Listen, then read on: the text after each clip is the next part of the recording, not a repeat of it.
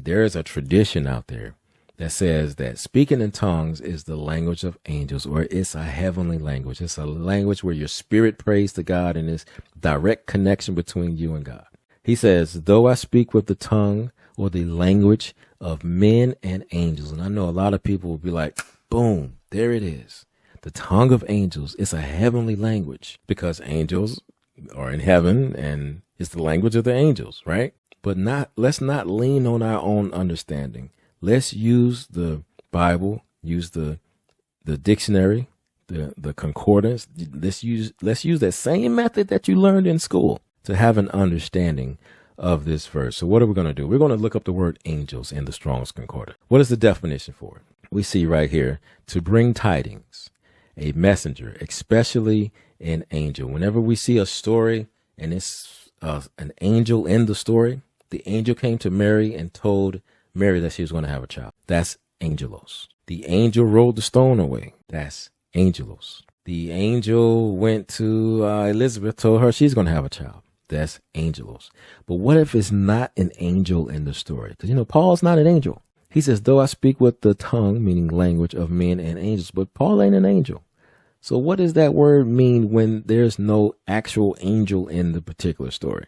It's implied. By implication, a pastor who's, guess what? He's also a messenger. So we see angel as in literal. When it's talking about a literal angel, it means angelos, or a literal angel. But when it's implied, it means a pastor.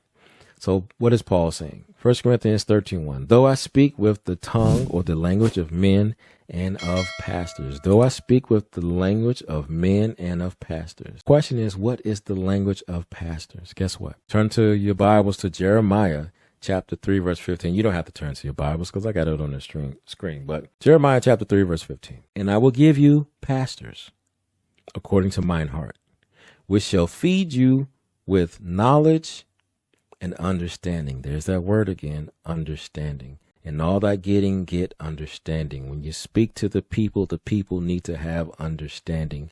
When you pray in the spirit, you need to pray with understanding also. When you sing in the spirit, you need to sing with understanding also. You never should have words coming out of your mouth and you don't understand even what you're saying. You need understanding. So what is the summary so far? Tongues of angels is not a heavenly language.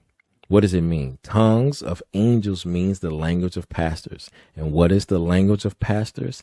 It's that language that gives you knowledge and understanding. What I'm doing right now is teaching you. And I'm using the language of pastors. I'm using the language that gives knowledge and understanding.